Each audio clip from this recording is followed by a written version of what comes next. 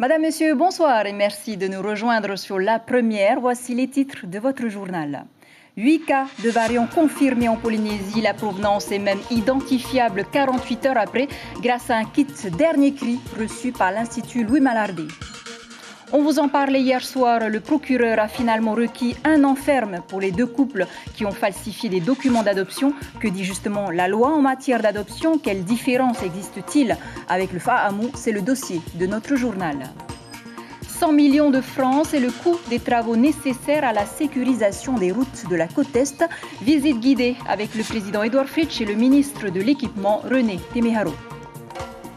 En Nouvelle-Calédonie, c'est ce mercredi que le Congrès est convoqué en séance publique pour procéder à l'élection des 11 membres du 17e gouvernement calédonien.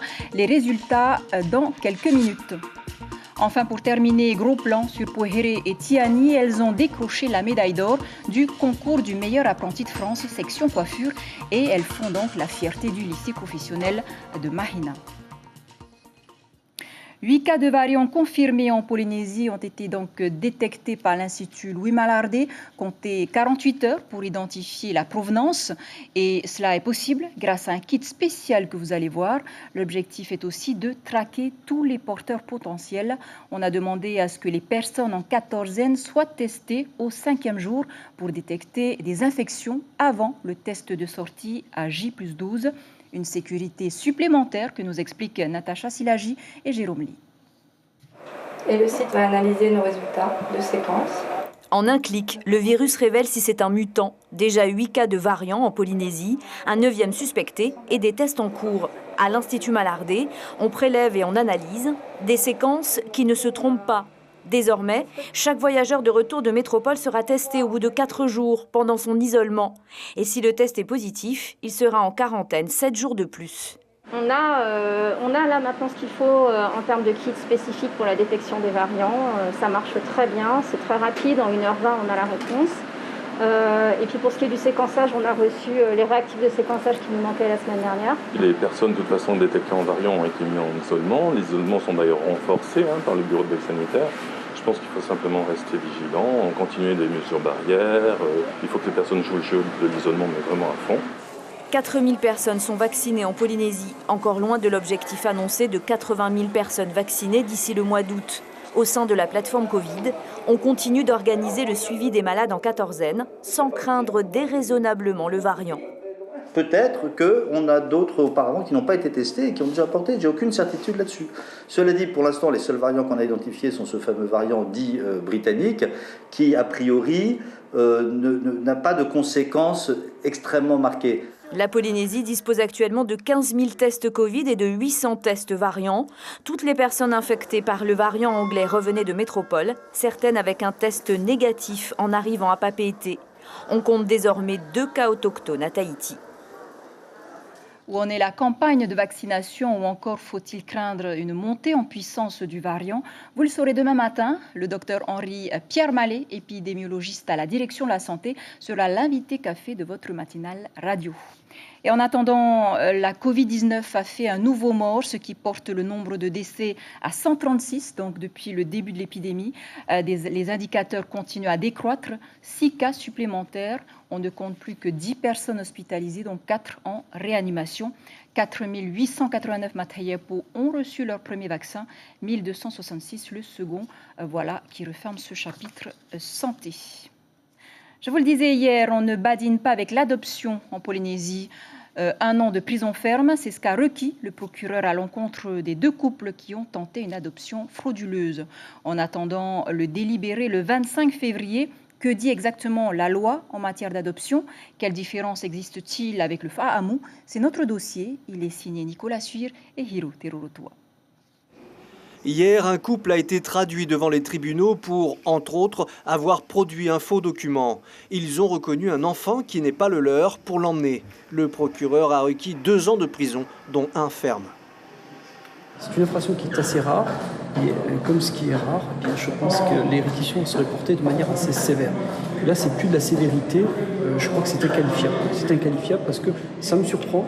Et je crois qu'on dépasse toutes les limites, mais ça ne correspond pas au dossier. Une sévérité pour tordre le cou à la rumeur selon laquelle il serait facile d'adopter en Polynésie française. Des couples de métropolitains viennent tenter leur chance quelques semaines, voire quelques mois, là où il faudrait 2 ans d'enquête par les services sociaux. Ils misent sur la confusion entre adoption et fa'amu. Aussi, le procureur général tient à rappeler le cadre juridique. Le fa'amu, encore une fois, c'est dans un lieu sur le territoire, dans la famille, et n'a rien à voir avec des personnes qui viendraient d'ailleurs pour prendre des enfants. Le fa'amu, c'est vraiment la solidarité familiale entre parents, tantes, oncles et grands-pères. Et c'est vraiment pour la Polynésie. Le terme fa'amu veut dire nourrir. Il exclut toute notion de propriété. L'enfant peut aller et venir à sa guise entre les 2 familles, et ce, à tout moment. Fa'amu ne peut absolument pas être la traduction d'adoption. On dit adoption à la tahitienne. Le mot adoption n'est pas le juste mot. Dans fa'amu, il y a la notion d'accueil. Dans l'adoption, il y a la notion de prendre, et ces 2 mots qui ne signifient pas la même chose, il y a forcément conflit. Rappelons enfin que quel que soit le cadre juridique ou la tradition, le but est de veiller à l'intérêt de l'enfant avant tout. Autre affaire jugée ce mardi en correctionnel, celle d'un père donc irresponsable pour avoir séquestré donc ses 2 filles durant 2 jours dans sa voiture. C'était en septembre 2017. Pris de délire psychotique au moment des faits, eh bien, le prévenu devra indemniser ses filles à hauteur de 500 000 francs chacune pour préjudice moral et continuer à se faire soigner. Halte à la violence et fête du sport, c'est le slogan de Teiva Manutei, chef de la délégation pour la prévention de la délinquance. Souvenez-vous, mercredi dernier, il avait déployé au centre-ville de Papeete les jeunes des clubs de combat pour sensibiliser collégiens et lycéens, une opération qu'il compte bien pérenniser. Je vous propose de l'écouter dans le cadre de l'invité café, c'était ce matin. On va proposer d'ailleurs en Conseil des ministres, via une communication, de pérenniser cette action. D'abord, on voulait vérifier si en effet le dispositif allait plaire à la jeunesse, parce qu'il ne s'agissait pas de venir et de rajouter de la violence à la violence. Les causes sont diverses et variées, mais ce qui est intéressant, c'est qu'à travers ce dispositif-là, on peut essayer d'approcher véritablement, j'ai envie de dire, la fragilité d'une jeunesse qui n'est pas que dans le passage à l'acte, parce que derrière tout passage à l'acte, il y a un cri d'alarme. Et en cette saison des pluies gare aux chutes de pierres sur la côte Est, depuis quelques mois, vous avez peut-être remarqué des travaux de sécurisation de la route. 100 millions de francs d'investissement, donc c'était ce qui était indispensable suite donc au nombre important d'éboulements et de débordements de rivières qui se produisent sur cette partie de l'île. Caroline Fari et Marcel Bonneau ont suivi la visite présidentielle jusqu'à Mahaena. Ça ne permet pas de se protéger d'un énorme éboulement, mais ça permet d'éviter d'atténuer le risque pour les usagers. Car le risque est bien réel. Dernier en date, au mois de janvier, un éboulement sur ce talus d'Orofara. Du coup, les travaux débutés depuis 6 mois se poursuivent et ça rassure les usagers. Si c'est sécurisé, on n'a pas peur. Mais s'il n'y a rien, alors là, il faut autant mieux regarder la montagne que les voitures qui passent. Je me souviens, lorsque je circule en 2 roues, on recevait des projectiles. On avait l'impression que c'était des gens qui nous balançaient des cailloux et tout. En fait, non. C'était juste des chutes de cailloux, de pierres, des fois. Oui. Ça peut tomber comme ça, sans prévenir. Bon, là, ils sont en train de faire des travaux, ça rassure? Ouais, un peu. Parce que s'ils percent trop la montagne, ben, ça peut fissurer encore. Des ancrages de 3 mètres de profondeur et un grillage plaqué pour sécuriser une zone particulièrement dangereuse. Les travaux à hauteur de 90 millions de francs s'avèrent délicats mais indispensables. Une voiture qui reçoit un caillou, je me rappellerai toujours de mon ami Giventin qui est décédé à Faonet avec un caillou sur la toiture. Il ne faut pas que ce genre d'événements se reproduise.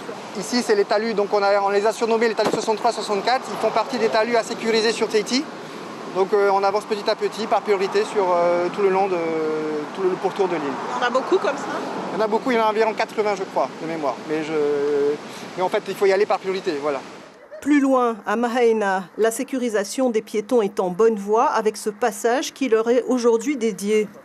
Il y a un passage de piétons en dehors de la route C'est plus important, comme tous les jours, les matins, les enfants aillent à l'école, ils prennent la route pour venir, il n'y a pas de sécurisation. Et aujourd'hui, on est en train de préparer tout ce qui est piéton en dehors de la route.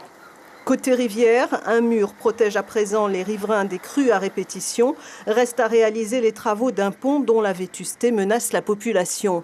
Maintenant, il reste cet îlot au milieu, où il y a une centaine de personnes qui y habitent. Elle doit traverser un pont qui date quand même de plus de 40 ans, qui doit être changé aujourd'hui.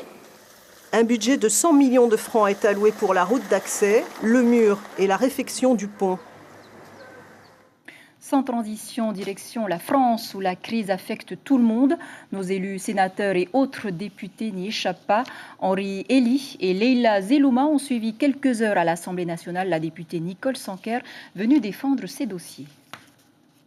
Couloir désespérément vide, salle des 4 colonnes désertée par les dizaines de journalistes qui habituellement s'y pressent. Ce sont donc ces images-là du Palais Bourbon en période de Covid que la députée polynésienne Nicole Sanquer gardera en mémoire lors de son dernier passage à Paris, avec qui plus est une première surprise en débarquant à l'aéroport ce jour-là. Ça a été un peu le petit couac de l'arrivée, puisque d'habitude on sort assez rapidement, mais hier c'est vrai que nous avons été retardés, puisqu'on nous a demandé le résultat de nos tests PCR. Il faut dire que les nouvelles mesures du gouvernement pour les passagers en provenance d'outre-mer étaient tombées alors qu'ils se trouvaient déjà dans l'avion pour Paris. À ces nouvelles contraintes de voyage s'ajoute celle du télétravail désormais appliquée aussi à l'Assemblée nationale selon un protocole draconien.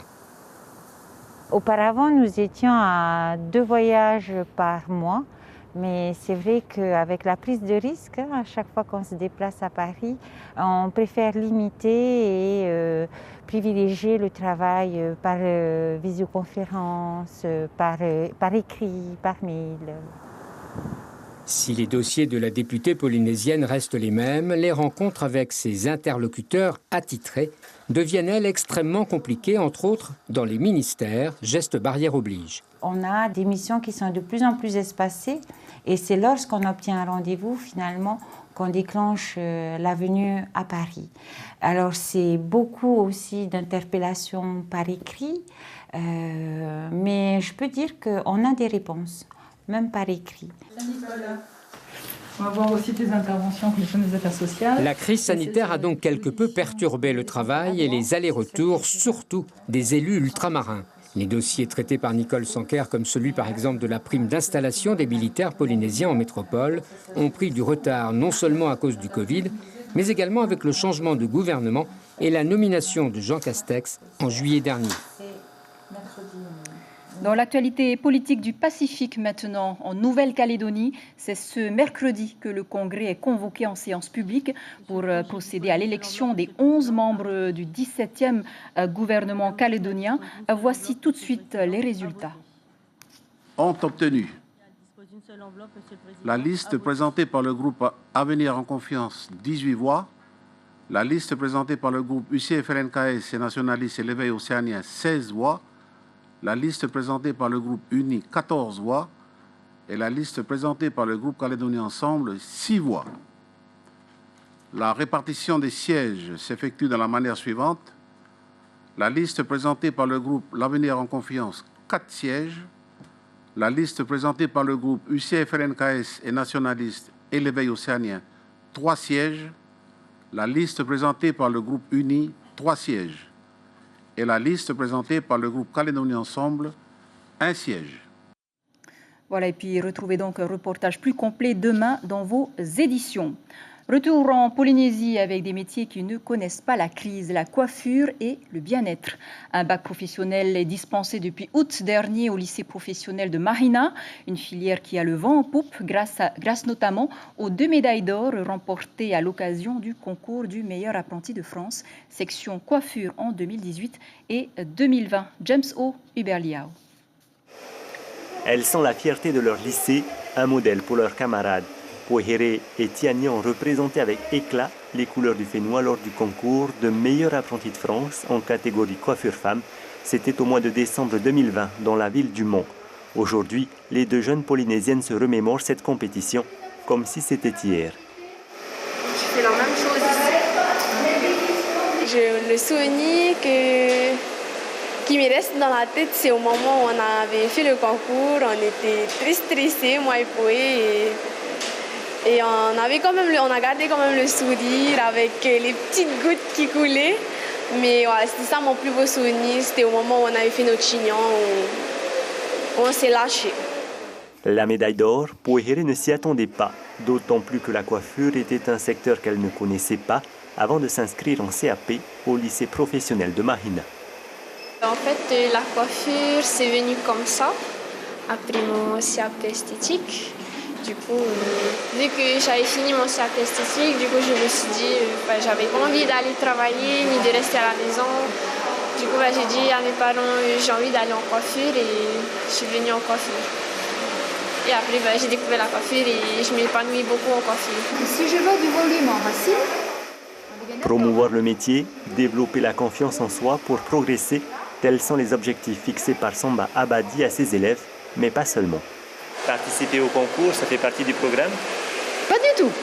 C'est un projet qui me tient à cœur parce que depuis que j'enseigne, j'ai toujours inscrit mes élèves à des challenges, à des concours, autres que concours MAF. Mais le concours MAF correspondait bien, si tu veux, à l'examen, au CAP qui était préparé jusqu'à présent. C'est très complémentaire. Et le concours apporte, si tu veux, une autre vision de la coiffure, une autre vision, on va dire, de l'enseignement plutôt classique que l'on apporte. Et ça ouvre d'autres compétences, comme le chignon. Tu vois, là, en femme, c'était les techniques de chignon qui ont un niveau au-dessus du CAP. C'est quand même niveau brevet professionnel. En seulement quelques années, la section coiffure du lycée professionnel de Mahina a su gagner ses lettres de noblesse au plan local, régional et national. Voilà, c'est ainsi que se referme cette édition dont je vous rappelle l'information principale. 8 cas de variants confirmés en Polynésie, donc détectés par l'Institut Louis Malardé. L'ILM s'est également doté d'un appareil capable d'identifier la provenance des variants en 48 heures. Les personnes en quatorzaine devraient à nouveau se faire tester 5 jours après. Voilà. Et puis à la une de vos quotidiens, la dépêche titre, donc 2 titres pour la dépêche, pardon. L'OPT se réveille en grève. Et puis, du coma à la guérison, c'est 4 mois de lutte. Quant à Tahiti Info, en quatorzaine, il témoigne. Voilà pour l'essentiel de l'actualité. Merci de nous rester fidèles. 5 heures, vos infos radio. À suivre 2 épisodes de votre série SWAT. Belle nuit sur la première, à demain.